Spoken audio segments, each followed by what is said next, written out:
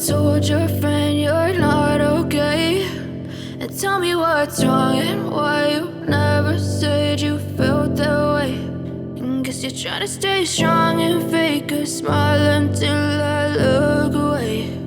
But I've known you too long, it hurts to watch your blue eyes fade to gray as you fade away. Ал достар, міне Mazda кетті сатылып. Бұл көлікті алған бағамыз 370 теңге болатын, өздеріңіз білетіндей. И сатқан бағамыз да сол бағаға кетті.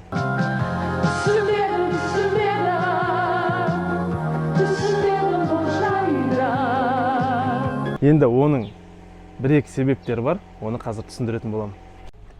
Ең алдымен достар, бұны мен өзімнің бауырыма саттым. Енді ол көлік іздеп жүрген болатын, осындай бір суммадағы, 500-ге дейінгі. Негізінде 450 мың деп өзіме бір 70-80 мың теңге қалатындығы айтсам болатын еді. Бірақ ол менің бауырым, мен одан ақша көре алмаймын. Сондықтан да осы өзінің бағасына сатамын деп келістім. Көлікті лезде алып қалды. Ол сол алып келген түні ертесіне таңертең көлік сатылып кетті десек болады. Енді достар, көлік неге тұр мына жерде? Әзір менің бауырым жұмыста, жақында отпуск алады, машинамен толық кірісіп, жаңағы өзінің ыңғайына қарай реттеп алатын болады. Достар, мына Mazda. Мен інім полный рост уже кірісіп кетті. Ішіндегі тазалап, химчисткасын бәрін істеуге. Қазір қабырғаны шығарып қойды. Іші бәрін шашып тастаған. Енді толық тазалап, ретке келтіріп алып жуып, енді машинаны айдайын дейді. Мына жерде не? Мына қабырғаланып жатыр. Орындықтарын уже жуып қойған. Орындықтары енді жап-жаңа қылып жуып қойған, тап-таза болып тұр. Көрсетіп жіберейін.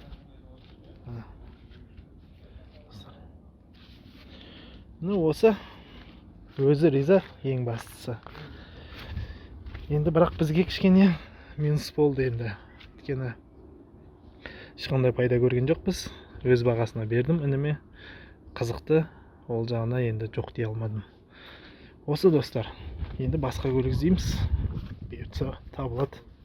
Жалпы негізі бұның бір 80 мың теңгенің жуық жұмысы бар. Жаңа вентилятор тікелей жалғап қойған. Сондай-ақ артқы жаңағы алдыңғы нелері, шамдар жанбайды. Алдыңғы бір фараз кеткен. В общем, свечаларын, майын толық беті шамамен бір 80 мың теңгенің жұмысы бар. Ол көп емес деп ойлаймын. Бағасы өте жақсы. Өзім ары-бері жүрсіме болады дейді. Енді біз ешнәрсе дей алмаймыз, өзіне ұнаса болды, ең бастысы. Енді достар, көп созбайық, ары қарай ең қызық жеріне барайық видеоның.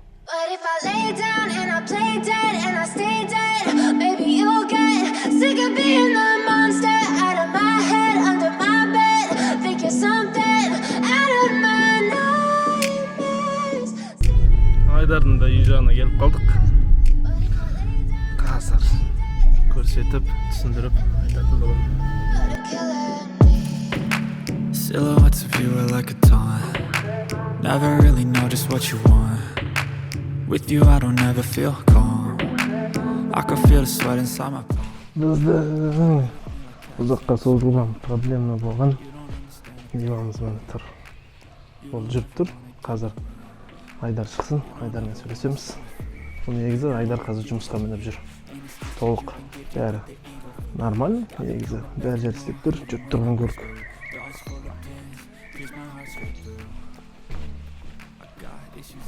Мына жерде қазір артқы орындығын алып тастаған, артына зат қойып жүрген болу керек. Жалпы жағдай сол баяғыдай сіздерге көрсеткендей іші быт-шыт болып тұр. Енді жұмысқа мінгеннен кейін осындай болады.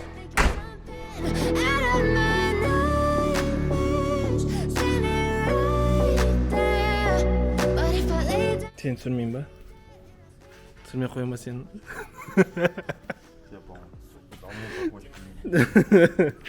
Достар, жалпы міне мына жерде Айдар айтады. мен тастап кеткеннен кейін осы Айдар өзіне алғаннан кейін де біраз жұмыс істеген бұнымен. Жаңағы карданда, подшипниктары, енді ол жағына мүлдем тиіскен жоқпыз ғой біз. Енді анау подшипник, карданның сол жақтары, енді біраз дүниесін ауыстырған екен. Әзірде айтады, бір-екі мелочтар қалды дейді. Жалпы машина жүріп тұр дейді. Қазір от алдырып көрсетейін.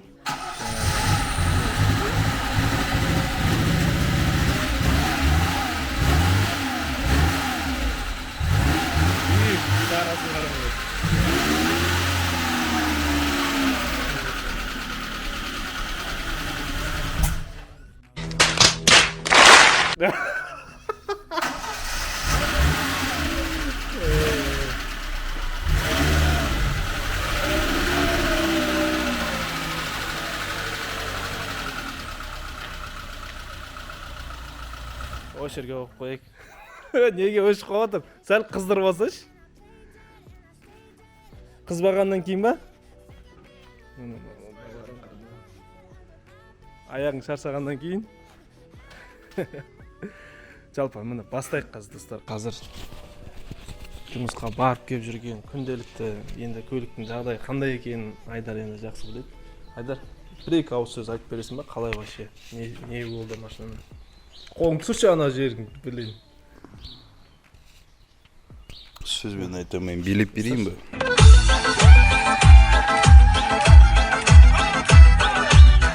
Не, вообще, Сережа. Блин, батут ты меня в натуре насилуешь сейчас. Тиіспеші алып тұрған адам. Айтпайсың ба ешнәрсе? Айтпаймын, тазик болды. Тазик па? Баратын жерге алып барады. Болды, Енді аукцион деп мен алдында жарияладым. Сіздерден енді бір ой сұрадым, бөлістім. Бірақ енді Инстаграмда көбісі қолдады. Бірақ YouTube'да мен запись жасағанымда ол жерде мұндай қатты қолдау көрген жоқпын. Сонда да бұл жаңа бір нәрсе болған соң, енді көп адамға түсініксіз, не ол, қалай болады деген сияқты ойлар туындайды. Енді жаман ойларда точно болады, оған мен сенімдімін. Бірақ сол жаман ойларды енді мен сейілту керекпін. Енді барлық қалай өткізетінімді, қалай істейтінімді қазір тізбектеп түсіндіретін болам. Біздің алғашқы аукционға түсетін көлік осы Нивамыз. Енді мына лобовой, мен реально көріп тұрғам, мына лобовойда трещиналар бар. Енді білмеймін, енді ол аса бір ауыз толтырып айтатын минус деп ойламаймын. Өйткені кез келген машинаның лобовой айнасы сынуы мүмкін. Сондықтан да оны жалпы қазіргі моментте бұған салон жағынан күтім керек, Айдар. Салонға бір внимание аудару керек. Өйткені мына жағымен істеп шаршадық та, салон жағынан қатты көңіл бөлемедік. Бірақ ауыстыратын нәрсесін орындығын жақсы орындық қойдық. Руль жақсы рулін қойдық. Панелі енді более-менее нормально, но сонда да артқы салон жағын, орындығын көрсетесіз Айдар. Ана жатқан артқы орындығы жатыр ана жерде. Енді артында тағы пластмастар бар. Артқы мынандай обшивкаларында алып қойғанбыз.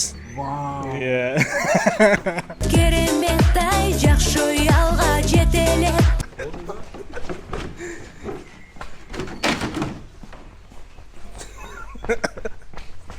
Болды, отырайын, түсіндірейін.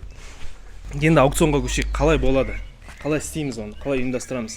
Менің, мысалы біз көлік алып сатып жатырмыз. Жаңа көлікті аламыз, істейміз, сатамыз. Енді сатылу кейбір көліктердің уақыты тез болса, кейбір көліктер кәдімгідей тұрып қалады. Ең маңыздысы одан көретін пайда емес, ең маңыздысы бізде блогерлік жаңа YouTube-тың бағытын алғаннан кейін бізге уақыт. Сондықтан да мына көлік тұрды. Енді жұмыссыз тұрған жоқ. Бір жағынан пайда келіп жатыр. Айдар жұмысқа барып келді деген сияқты өзінің қажеттіліктерін осы көлікпен орындап жатыр. Сонда да бірақ біз бұл көлікті сату керекпіз.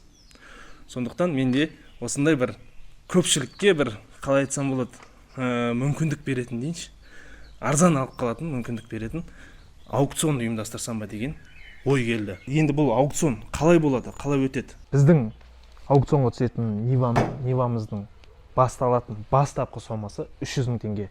Енді бұл аукционға қатысу үшін әр адам 20 000 теңге көлемінде кепілдік қаражатын құю керек. Олай істеген себебім, кез келген адам мен қатысам дей алмайды. Реально мен осы көлікті ұтып алам, міне 20 000 теңгені бердім, осы көлік ертең мен осынша сумма ұсынсам, мен алып қалуым мүмкін деген адам ғана қатыса алатын болады. Өйткені бұлай істемесек, біздің аукцион діттеген мақсатына жете алмайтын болады. Сондықтан да достар, барлығыңыз түсіністікпен қарап, осы біздің бастап жатқан жаңа бастамамызға жақсы баға бересіңдер деп ойлаймын. Енді қысқаша тағы да бір нақтылап кететін болсам, міне 300 000 теңге Нива, кепілдік сомма 20 000 теңге.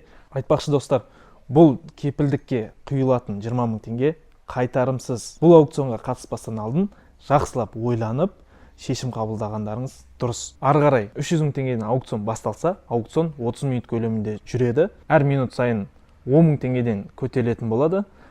Яғни 1 минуттың ішінде, мысалы 400 000 теңгеге дейін көтерілді дейік, 400 000 теңгеге 1 минут уақыт беріледі. 1 минут уақыттың ішінде сол кім 400 000 теңге ұсынды, сол алып кететін болады. Одан жоғары ұсынса, келесі адамдарға 1 минут тағы көлемінде уақыт берілетін болады. Бұның барлығын мен әлде осы Instagram парақшамда айтып өтетін болам. Және осы аукционға қатысам деушілерге мына нөмірге кепілдік соманы жіберулеріңізге болады. Ол соманы жіберген соң әр адамға өзінің жеке нөмірі берілетін болады. Баршаңызға сәттілік. Менің айтқым келген жобам осы. Жақсылап лайк басып, комментарий қалдырасыңдар деген ниеттемін. Айтпақшы достар, осы жерде бір айта кететін момент. Бұл жерде ешқандай менің таныстарым, мен туыстарым, мен жолдастарым деген сияқты адамдар қатыспайды. Ол үшін мен міндетті түрде кім қатысқысы кеп, сол жерде мен аукционда өткізетін орынды белгілегеннен күннен бастап сол жерге мен қарап тұрам, мен көріп тұрам, мен жаңағы соның рас немесе өтірік өтетін бәрін бақылап отырам деген ниет білдірушілерді мен міндетті түрде шақыратын болам. Келіп қарап бақылайсыздар. Сондықтан барлығы жаңағыдай бір гиф, миф сияқты бір ойын сияқты емес, реально өтеді. Кім қанша баға береді, сонша бағаға алып кетеді. Бұл жерде ешқандай өтірік болмайды, өйткені бағаны өздеріңіз ұсынасыздар. Енді достар, осы жерден ұзамай, менің былтырғы қателеспесем осы қазан немесе қараша айында қатысқан Госреестрдағы аукционымды бір көріп кетіңдер. Достар, ескерте кетейін, былтыр мен қатысқан аукцион соңғы рет қатысқан. Ол жерде Госреестрда. Достар, ескерте кетейін, былтыр мен қатысқан Госреестрдағы аукцион баға төмендеуіне қарай болған. Ал мен ұйымдастырайын деген аукцион ол баға жоғарылауына қарай. Оны қазір видеодан көріп өздеріңіз түсінесіздер. Достар, 5 минут қалды. Қазір 5 минуттан кейін біздің аукцион басталады. Аукционда бұйыртса ұтамыз ба, ұтпаймыз ба әлі білмейміз. Енді жодоқты ұстап, енді ниеттеніп отырмыз. Осы көлікті біз алып кетеміз деп. Бұйыртса қазір енді ары қарай процесін көріп отырыңыздар. Все, басталды. Басталды. А что, как здесь, Ваня? Текущая цена 5200, ты ее либо подтверждаешь, либо нет. Пока нет, да? Да. Вот время идет, видишь, дается 2 минуты. Сейчас 2 минуты пройдет, если никто не даст, цена уменьшится. Насколько уменьшится? Там у них какие-то свои... Ну, шаг, допустим, 100 тысяч, Какой-то 2 шаг. тысячи, да? Да. 5 миллион деген бас жүрді. Сол жағынан бас жүрмесін. Езіті не бас жүретін едік мына бағасын. Мына достар, мына жерде қазір 5 миллион 239 мыңға баға беріп тұр. Енді мына жерде уақыт береді екен. Енді сол уақытта сен осы ақшаға аласың, алмайсың, соны подтвердить етесің. Енді бізге бұл ақша керек емес, бізге мейлінше төмен болғаны дұрыс. Біздің жоспар бойынша шамамен максимум 2 миллионға шығу керек бұл көлік. A few moments later. Ешкім үндемейді мына жерде. Ешкім лишний раз сөйлегісі келіп отқан жоқ мына жерде отырғанда. Сен ждут. Хочешь? Я на повышении только участвовал. На повышение? А какой интереснее? Қайсысы За қызық? понижение? Ну, я не знаю, и тот, и тот. Здесь просто у тебя один раз шанс. Здесь интереснее, интриги больше. Интриги Повышение больше. тоже. Ты сидишь, ждешь до последнего, а потом кто-нибудь раз цену увеличивает. Қойшы. Ну, ол жерде де осындай 2 минут, е? Или больше? Больше. Больше? Там что-то 20 минут даже было, я помню. Да ну нафиг. Ну реально долго мы с Булой сидели там, думали. 2 hours later. 4 миллион 267 мың. 4 миллион 267 мың. 1 миллион түсті уже. I know you told your friend you're not okay. And tell me what's wrong and why you never said you felt that way. And guess you're trying to stay strong and fake a smile until I look away. Демеймін, отырамын, қасына бір не қылыншы, қышып көрінше. Hurts to watch your blue eyes fade to gray Кетсін. as you fade away. Йо-моё, 3 миллион 300-ге енді түсті. Басталғаннан 18 минут болды. 5 миллион 280 мың ба, сондайдан 3 миллион 300-ге түсті қазір.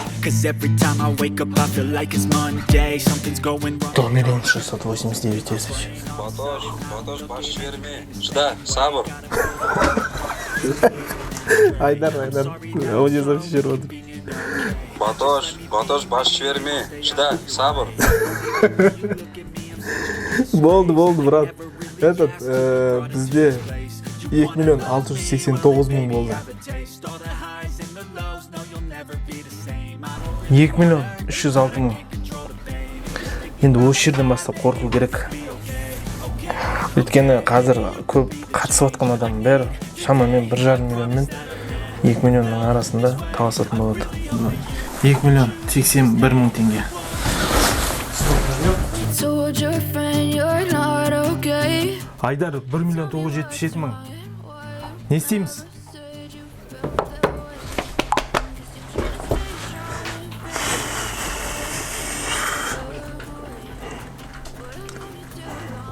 Hurts to watch your blue eyes fade to gray as you fade away. Начинай.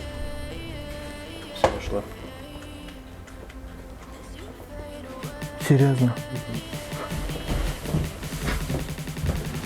1700. Проиграли? Ну, может быть, он ее не заберет, может быть, прогорит его этот, то потом заново будет играть. Паста салу керек еді, паста салу керек деп. Ең ұнаған момент осы жері болды. Өте өкінішті. Жаңағы аукцион бітті. 23 адам қатысқан. Ойын басталған кезде сен көре алмайсың. Қанша адам қатысып жатқанын, кім ойнап жатқанын. Енді жаңағы қанша сомаға кеткен бәрін тағы бір рет көрсетіп жіберейін. Басында 5 миллион 239 мың басталды. Біздің бағамыз 1,5 миллион еді, бірақ 1 миллион 784 мың теңгеге кетіп қалды. Оның жағдайы қандай? Суреттен көрсетіп жіберейін.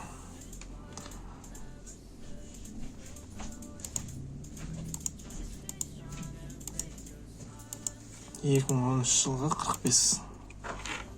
Енді достар, алдағы алатын көліктеріміз бір аптаның ішінде өтсе өтті, өтпесе осылай аукционға салып, қай бағада алдық, сол бағада шығаратын боламыз.